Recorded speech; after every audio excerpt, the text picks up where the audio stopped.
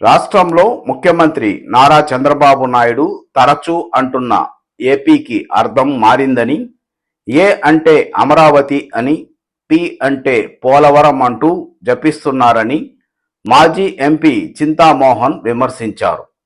మంగళవారం సూలూరుపేటలోని ఆర్డీఓ కార్యాలయం ఎదుట కాంగ్రెస్ పార్టీ సారథ్యంలో చింతామోహన్ ఆధ్వర్యంలో కొద్దిసేపు ధర్నా చేశారు. రాష్ట్రంలో ఎస్సీ ఫైనాన్స్ కార్పొరేషన్ను ప్రారంభించాలని నినాదాలు చేస్తూ ఆందోళన నిర్వహించారు. ఈ సందర్భంగా చింతామోహన్ మాట్లాడుతూ, రాష్ట్రంలో దళితులకు అన్యాయం జరుగుతుందని, గత ప్రభుత్వంలో YS Jaganmohan Reddy SC finance కార్పొరేషన్ను మూసివేసి దళిత వ్యతిరేకిగా మారిపోయాడని, తమిళనాడులో ఎస్సీ కార్పొరేషన్ ద్వారా ప్రజలు ఎంతో లబ్ధి పొందుతున్నారని అన్నారు. ఆంధ్రుల ఆత్మగౌరవం అధోగతిగా మారిందని, అప్పుల కోసం ఢిల్లీ బజార్లో అడుక్కుంటున్నారని ఆయన విమర్శించారు.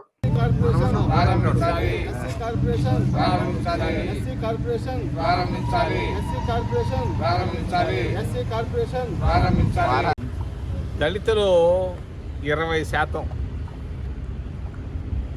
వీళ్ళకి అన్యాయం జరుగుతూ ఉంది. గత 5 సంవత్సరాల్లో జగన్మోహన్ రెడ్డి ఎస్సీ ఫైనాన్స్ కార్పొరేషన్ని మూసేశాడు.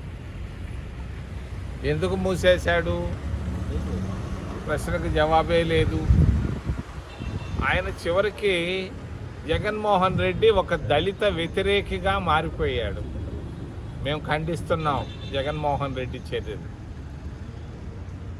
ఇందిరాగాంధీ తీసుకొచ్చింది ఎస్సీ ఫైనాన్స్ కార్పొరేషన్. కాంగ్రెస్ ప్రభుత్వాలు ప్రతి జిల్లా కేంద్రాల్లో ప్రతి దగ్గర ఈ ఎస్సీ ఫైనాన్స్ కార్పొరేషన్లు, ఎస్టీ ఫైనాన్స్ కార్పొరేషన్లు తీసుకొచ్చాయి. తమిళనాడు రాష్ట్రంలో ప్రతి ఎస్సీ వాళ్ళ చదువుకున్నటువంటి విద్యార్హతలు, నేను ఇంటర్మీడియట్ పాస్ అయ్యానంటే వెంటనే వారంలో ₹1,00,000 ఇస్తున్నారు. ఆంధ్రప్రదేశ్ రాష్ట్రంలో నయా పైసా ఇవ్వటం లేదు. మరి ఇది ఒక దుర్మార్గపు చర్య, పనికి మాలిన చర్య. ఆంధ్రప్రదేశ్ రాష్ట్రం ఈరోజు అధోగతిలో ఉంది. ఆంధ్రుల ఆత్మగౌరవం అంతా పోయి ఆంధ్రుల అధోగతి బాగా కనిపిస్తూ ఉంది. అప్పుల కొరకు అడుక్కొని తింటున్నారు ఢిల్లీ బజార్లలో. మరి ఈ పరిస్థితుల్లో మరి కారణం ఎవరో కాదు, 2 కుటుంబాలు. తెలంగాణలో 4 కోట్ల మంది ప్రజలు ఉన్నారు. ఆంధ్రప్రదేశ్ రాష్ట్రంలో 5 కోట్ల మంది ఉన్నారు. ఈ 9 కోట్ల మంది ఆంధ్రుల పరిస్థితికి కారణం 2 కుటుంబాలు. తెలంగాణలో ఒక కుటుంబం, అది 10 సంవత్సరాలు ఆ కుటుంబం పరిపాలించింది. అబద్ధాలు చెప్పుకుంటూ వేల కోట్ల రూపాయలు సంపాదించింది ఆ కుటుంబం. ఇంకో కుటుంబం ఆంధ్రప్రదేశ్ రాష్ట్రంలో, ఆ కుటుంబం 10 సంవత్సరాల పైన కొన్ని నెలలు ఎక్కువగా పరిపాలించింది. ఆ పరిపాలనలో వేల కోట్ల రూపాయలు సంపాదించింది ఆ ఒక్క కుటుంబం. నష్టపోయిన వాళ్ళు ఎవరంటే ఈ 9 కోట్ల మంది ఆంధ్రప్రదేశ్ ప్రజలు. ఈరోజు అడుక్కొని తినే పరిస్థితి. మరి మొన్న కేంద్రంలో బడ్జెట్ వచ్చింది. బడ్జెట్లో మోడీ బడ్జెట్ తీసుకొని వచ్చాడు. ఆంధ్రప్రదేశ్ రాష్ట్రం చంద్రబాబు నాయుడు చెవులో పువ్వులు పెట్టాడు. ఆయన మామూలు పువ్వులు కాదు, కాలీఫ్లవర్లు పెట్టాడు. చంద్రబాబుకు 2 చెవులు మనలాగా ఉంటే అది 2 చెవుల్లో, ఈ చెవులో ఒక పువ్వు, ఆ చెవులో ఒక పువ్వు పెట్టాడు. అవి ఏంటంటే చంద్రబాబు నాయుడు ఈ మధ్యకాలంలో ఆంధ్రప్రదేశ్ని ఏపీ అంటాడు. ఏ అంటే అమరావతి, పి అంటే పోలవరం. ఏపీ అనుకుంటుంటే మరి అమరావతికి 15 కోట్లు అప్పు ఇప్పిస్తానంటాడు ఆయన. అమరావతికి 15 కోట్లు ఎక్కడి నుంచి?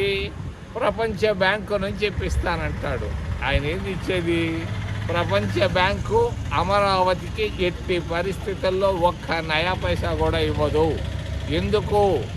క్రితంలోనే ఒక్క బిలియన్ డాలర్లు. ఆ రోజు 6-7 కోట్ల రూపాయలు ఉన్నటువంటి 6,000 కోట్ల రూపాయల డబ్బు అమరావతికి ఇస్తామని క్రితంలో ప్రకటించారు. దాన్ని ఆపేశారు. ఎందుకు ఆపేశారంటే ఎక్కడైతే పచ్చటి పొలాలు ఉంటాయో అక్కడ మరి ప్రపంచ బ్యాంకు డబ్బు ఇవ్వదు బిల్డింగులు కట్టేదానికి. అందువల్ల దాన్ని ఆపేయడం జరిగింది. మరి ఈరోజు నరేంద్ర మోడీ చెప్పాడు, నేను 15,000 కోట్ల రూపాయలు ఇస్తాను. 15,000 కోట్లు కాదు కదా, 10 రూపాయలు కూడా ఇవ్వలేడు. ఇది పరిస్థితి. రెండవది పోలవరం ప్రాజెక్టును గురించి మరి మాట్లాడితే పోలవరం అంటాడు. దుగరాజ పట్టణాన్ని గురించి చంద్రబాబు నాయుడు ఎక్కువ మాట్లాడు. పోలవరాన్ని పూర్తి చేస్తానంటే ఎప్పుడు వాళ్ళు పూర్తి చేసేది? పూర్తి చేయలేరు, ఆలస్యం అవుతుంది.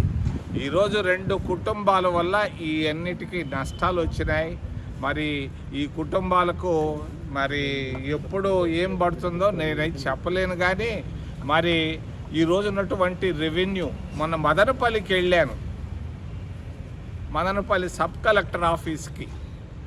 అక్కడ పరిస్థితి ఏంది? అక్కడ ఉన్నటువంటి భూములకు అడంగళాలు లేవు. అక్కడ ఉన్న భూముల పైన జమాబందీ లెక్కలు లేవు. ఒకప్పుడు రెవెన్యూ బోర్డు అనేది ఒకటి ఉండేది. 200 సంవత్సరాల క్రితం లార్డ్ మెకాలే ఆయన తీసుకొని వచ్చాడు. అక్కడ ఉమ్మడి మద్రాసు రాష్ట్రానికి, అక్కడ మద్రాసుకి ఇక్కడ ఆంధ్రాకి తీసుకొస్తే మరి ఆ మెకాలే తీసుకొచ్చినటువంటి రెవెన్యూ చట్టాలు ఈరోజు సమాప్తమైపోయినాయి. మరి జగన్మోహన్ రెడ్డి తెలివి తక్కువ జగన్మోహన్ రెడ్డి నిర్ణయాల వల్ల ఈ రెవెన్యూ వ్యవస్థ కుష్టు రోగిలాగా తయారైపోయింది. నేను గూడూరుకి వెళ్ళాను. 10 గంటలకు కూడా ఆర్డీఓ ఆఫీసులో ఒక్కరు లేరు, క్లార్క్ లేడు, ప్యూన్ లేడు, స్వీపర్ మాత్రం ఉంది. ఇది రెవెన్యూ వ్యవస్థ పూర్తిగా భ్రష్టు పట్టిపోయింది. రెవెన్యూ అధికారులు ఈరోజు పనిచేసేదానికి ఏమి ఫైళ్ళు లేవు. ఆయన ఈరోజు ఉన్నటువంటి భూములు సర్వే చేసేదానికి డ్రోన్లు పెట్టాడు. డ్రోన్లు అంటే మరి పెద్దవాళ్ళ పెళ్ళిళ్ళు జరిగేటప్పుడు విమానం లాగా ఒకటి తిరుగుతూ ఉంటుంది. ఆ విధంగా డ్రోన్లు పెట్టి మరి పొలాలు కొలతలు వేయడం అనేది జగన్మోహన్ రెడ్డి తీసుకొచ్చినటువంటి పనికి మాలిన తెలివి తక్కువైనటువంటి కార్యక్రమం. మరి ప్రతిదానికి పొలానికి రాళ్ళు వేస్తారు, హద్దులు కూడా ఆయన ఫోటో పెట్టుకోవడం అనేది హాస్యాస్పదం. మరి ఈ 2 కుటుంబాలు, ఆంధ్రప్రదేశ్లో ఉన్నటువంటి కుటుంబానికి అధికార దాహం, ధనదాహం తప్పించి ఏమీ లేదు. అక్కడ తెలంగాణలో ఉన్నటువంటి ఆ కుటుంబానికి కూడా అధికార దాహం, ధనదాహంతో ఈ 2 కుటుంబాలు ఆంధ్రప్రదేశ్ రాష్ట్రాన్ని భ్రష్టు పట్టించాయి. ఈరోజు దళితుల పరిస్థితి అధ్వానంగా ఉంది. రాష్ట్రంలో రెవెన్యూ పరిస్థితి చాలా అధ్వానంగా ఉంది. మరి పూర్తిగా నాశనం అయిపోయింది రెవెన్యూ వ్యవస్థ. ఆర్థిక వ్యవస్థ అప్పుల పరిస్థితి.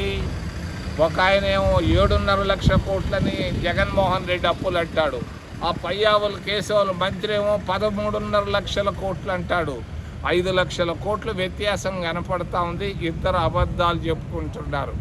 ఒక్కటి మాత్రం చెప్పదలుచుకున్నాను చంద్రబాబు నాయుడు గారికి, అయ్యా మీ ఫైనాన్స్ సెక్రటరీ ఉన్నాడు, వాడికి తెలుసు అన్ని విషయాలు. ఎందుకు మీరు అబద్ధాలు చెప్తున్నారు? అసెంబ్లీలో ఎందుకు ఇవన్నీ జాప్యం చేస్తున్నారు? వెంటనే ప్రజలకు తెలియజేయాల్సిన అవసరం ఉంది. అప్పుల పరిస్థితి, రెవెన్యూ వ్యవస్థను కూడా చక్కబెట్టాల్సిన అవసరం కూడా చంద్రబాబు నాయుడు పైన ఉంది. ఎట్ట చేస్తాడో ఏవో. ప్రస్తుతానికి మాత్రం ఆయన విమర్శించో 2 సంవత్సరాలు సమయం ఇస్తాం. 2 సంవత్సరాల్లో చక్కబెట్టి ఆంధ్రప్రదేశ్ రాష్ట్రాన్ని, భ్రష్టు పట్టినటువంటి ఆంధ్రప్రదేశ్ రాష్ట్రాన్ని బాగు చేస్తాడని ఆశిస్తూ